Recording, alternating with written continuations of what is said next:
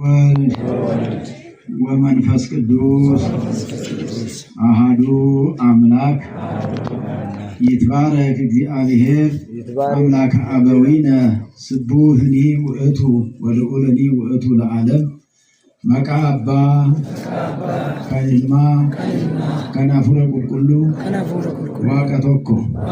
ብፁዕ አባታችን አቡነ ገብርኤል የምዕራብ ሸዋ ሀገረ ስብከት ሊቀ ጳጳስና የቅዱስ ሲኖዶስ አባል ወንጌላዊውና እውነተኛው አባታችን መላከ ሕይወት ቆሞስ አባ አረጋዊ የዚህ ቤተ ክርስቲያን ዋና አስተዳዳሪ፣ የተወደዳችሁና የተከበራችሁ የአድባራትና ገዳማት አስተዳዳሪዎች አባቶቻችን፣ ሊቃውንተ ቤተ ክርስቲያን፣ መነኮሳትና ካህናት፣ ወንድሞች ዲያቆናት፣ ምዕመናንና ምዕመናት፣ አባቶች፣ እናቶች፣ ወንድሞች፣ እህቶች እንዲሁም ሕፃናት ከሩቅም ከቅርብም የተሰበሰባችሁ በእግዚአብሔር ስም እንደምን አደራችሁ? እንደምን አረፈዳችሁ? እንደምን ሰነበታችሁ? ለዚች ሰዓትና ዕለት ያደረሰን ልዑለ ባሕሪ ቅዱሰ ባሕሪ ንጹሐ ባሕሪ ሕያወ ባሕሪ እግዚአብሔር አምላካችን ዛሬም ዘወትርም ስሙ የተመሰገነ ይሁን። ወዝንቱ ቀዳሜ ተአምር ዘገብረ እግዚእ ኢየሱስ በቃና ዘገሊላ አርአዮሙ ስብሐቲሁ ወአምኑ ቦቱ አርዳኢሁ። ይሄ የጌታችን የኢየሱስ ክርስቶስ የመጀመሪያው ተአምር ነው። የመጀመሪያው ተአምር ነው። የትምህርታችን ርዕስ የሚሆነው የመጀመሪያው ተአምር በሉ። አዎ ተአምር ነው። ቅድም ሊቃውንቱ ሲዘምሩ የሰማችሁት ተአምረ ወመንክረ አይደለ? የሰማችሁት ገብረ መድኃኒነ በቃና ዘገሊላ። እስቲ በሉ ተአምረ ወመንክረ ገብረ መድኃኒነ በቃና ዘገሊላ ከብካብ ኮነ። ጌታ ኢየሱስ ክርስቶስ በሉ በገሊላ ቃና ተአምርን አደረገ። በቃና ዘገሊላ ሰርግ ሆነ። እንግዲህ የሰርግ ቀን ነው። እዚህ የተሰበሰባችሁ የተዳራችሁ ትኖራላችሁ፣ ያልተዳራችሁ በሀሳብ ላይ ያላችሁ ትኖራላችሁ፣ በሕፃንነትም ያላችሁ አላችሁ። ይሄ ሰርግ ለየት ይላል ከሌላው ሰርግ። እሱን አስመልክቶ ምንድን ነው ጌታ ኢየሱስ ክርስቶስ በሰርግ ቤት የተገኘበትን ምክንያት፣ በዚያም ምን ተደረገ የሚለውን እናያለን። የዮሐንስ ወንጌል በሉ ምዕራፍ 2 ቁጥር 11 ላይ ነው የጠቀስኩላችሁ። ቁጥር ስንት ላይ? ይሄ የመጀመሪያ ተአምር ነው የሚለው።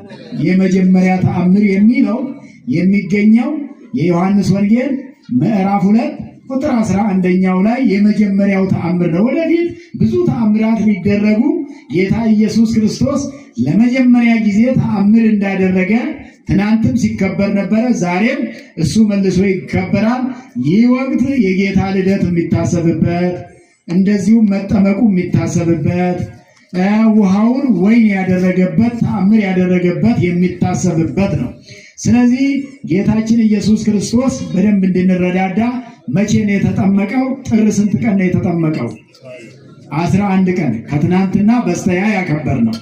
ጥር 11 ቀን የተጠመቀ ዕለቱ ምን ቀን ነበረ? ማክሰኞ ቀን ነበር። የመጀመሪያ ያ ጥምቀቱን ያከበረበት ዮሐንስ ጌታ ኢየሱስ ክርስቶስን ያጠመቀበት ዕለት ማክሰኞ ቀን ነበረ። የተጠመቀበት ወንዝ ዮርዳኖስ እንደሆነ፣ ያጠመቀው ነቢይ ሐዋርያ ሰማዕት መጥምቅ ብለን የምንለው ቅዱስ ዮሐንስ እንደሆነ ተምራቸዋል። ጌታ ኢየሱስ ክርስቶስ ከተጠመቀ በኋላ ወዴት ሄደ የሚለውን ነው። ጌታ ኢየሱስ ክርስቶስ እንደተጠመቀ ሳይውል ሳያድር ዕለቱን ማክሰኞ ዕለት ወደ ገዳመ ቆሮንቶስ ሄደ። ወዴት ነው ሄደው? ወደ ገዳመ ቆሮንቶስ ሄደ። እዛ እስራኤል ሀገር የተወለደበት ቤተልሔም ነው። የተጠመቀበት የዮርዳኖስ ወንዝ ነው። ከዮርዳኖስ ወንዝ ወጥቶ ትልቅ ተራራ አለ ቆሮንቶስ የሚባል ድምፅ አራዊት የበዛበት መሬቱ የማያስረግጥ ጫማ እንኳን ቀዶ የሚወጋ መሬት ነው። ጋጣሚ ድል ገጥሞኝ ረግጬዋለሁ አይቼዋለሁና ወደዚያ ሄዶ 40 ቀንና 40 ሌሊት ነው የጾመው ጌታ ኢየሱስ ክርስቶስ። ስንት ቀን ነው የጾመው? ስንት ቀን? 40 ቀን ከቆመ ሳይቀመጥ ከጀመረ ሳያቋርጥ። በምን ለመናንያን አብነት ነው። ከቆመ ሳይቀመጥ እንደቆመ 40 ቀን ከቆመ ሳይቀመጥ ከጀመረ ሳያቋርጥ። አንዳንድ ጊዜኛ ጸሎት ጀምረን እናቋርጣለን አይደል? ሱባኤ ጀምሮ ማቋረጥ አለ አይደል? መንፈሳዊነትን ጀምሮ ማቋረጥ አይደል? አይደለም።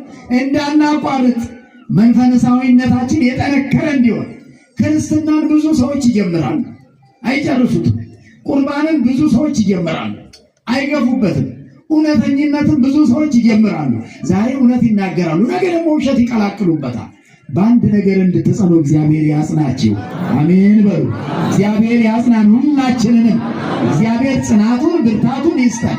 ክርስትና በጀመሩት መዝለቅ ነው። መጀመር ብቻ አይደለም መጨረስ ነው። ከዛ በገዳመ ቆሮንቶስ 40 ቀን 40 ሌሊት ከቆመ ሳይቀመጥ፣ አዎ ከጀመረ ሳያርፍ፣ ከዘረጋ ሳያጥፍ ማለት ነው። የዘረጋውን ነገር ሳያጥፍ፣ አዎ ሳያጥፍ እንዲህ ደግሞ ቆሞ እረፍት ያስፈልገኛል ሳይል ሳያርፍ 40 ቀን 40 ሌሊት ጾመ፣ ጸለየ። ሰይጣን መጣበት። ሰይጣኑን ጌታ ኢየሱስ ክርስቶስ በሶስት የኃጢአት አይነቶች ነው ሰይጣን የመጣበት ጌታ ኢየሱስ ላይ። ዛሬ ሰይጣን ቢመጣባችሁ አይግረማችሁ። ገዳመ ቆሮንቶስ ኢየሱስ ክርስቶስ ዘንድ መጥቷል። ሰይጣን መምጣቱ አይደለም ዋናው፣ ሲመጣ ነው ድል የሚደረገው። ብዙዎቻችሁ ሰይጣን እንዳይቀርበን ትላላችሁ አይደል? ይቀርብ ይሆናል። ሲቀርብ ድል መንሳት ነው እንጂ አለመቅረቡ አይደለምና ጌታ ኢየሱስ ክርስቶስን በሶስት ነገሮች ነው ሰይጣን የፈተነው። በትዕቢት፣ በምንድን ነው? በትዕቢት፣ በስስት፣ በፍቅረ ነዋይ፣ ገንዘብ በመውደድ ገንዘብ በማስወደድ መጣበት። እሱም ገንዘብ ሊያስወድደው እኮ ነው። ዛሬ ሰው በገንዘብ ነው አይደል እየተባለ ያለው? የሚጨቃጨቀው ሁሉ በገንዘብ እኮ ነው። ስም የሚጠፋፋው በገንዘብ እኮ ነው። መልሶ ደግሞ ስም የሌለ ስም ሰጥቶ አከበርኩ የሚለው ጥቅም ሲፈልግ ነው። የሚያቃልለውና ስም የሚያጠፋም ሲጎልበት ነው። በገንዘብ መጣበት። ጌታ ኢየሱስ ክርስቶስ በገንዘብ መውደድ ሲመጣበት ገንዘብ በመጥላት ሰይጣንን ድል አደረገው። ሰይጣን ድል ሆነ። ድል ያደርግላችሁ ሰይጣንን። ገንዘብ የሚያስወድዳችሁ፣ በገንዘብ የሚያጣላችሁ፣ በስልጣን የሚያጣላችሁ፣ በትዕቢት ደግሞ መጣበት። በትዕቢት ሲመጣበት ደግሞ በምን ድል አደረገው? በትህትና። ትህትና አይደል? ይሄን ሁሉ መንገድ አቋርጣችሁ የመጣችሁት አቧራ እየቦነነባችሁ ፀሐይ የመታችሁ ስትመጡ ትህትና፣ ፍቅር በእግር መሄድ። በትዕቢት ሲመጣበት በምን አሸነፈው? በትህትና በሉ። ትህትና ማለት ራስን ዝቅ ማድረግ ነው። ሰው ሳያዋርዳችሁ ቀድማችሁ ራሳችሁን ካዋረዳችሁ ማን ያዋርዳችኋል? ቀድሞ ራስን ካዋረዱም ያዋርዳል። የምንዋረደው እኮ ቀድመን ራሳችንን እናከብርና አዋራጅ ይመጣብናል። ችግሩ እሱ ነው። ቀድመ ራስን ካዋረድክ፣ ቀድመ ራስን ካቃለልክ ማን ያቃልላል? ማን ያዋርዳል? ቀድመ ራስን ከሰደብክ ማን ይሰድባል? ቀድመ ራስን ትንሽ ነኝ ካልክ ማን ትንሽ ይላል? ትልቅ ነኝ ካልክ ግን አንተን ትንሽ ለማድረግ የሚሯሯጥ ይበዛል። ትልቅ ነኝ ካልከው ትንሽ ሊያደርግ ማለት ነው። ትልቅ ሰው ነኝ። አንዳንድ ሰው ሰምታችሁ ከሆነ አዋረደኝ፣ ሰደበኝ ሲል ሰምታችኋል አይደል? በክርስትና ሕይወት ሰደበኝ የሚባል ነገር የለም። መሰደብ ክብር አለውና ማለት መዋረድ ክብር አለውና።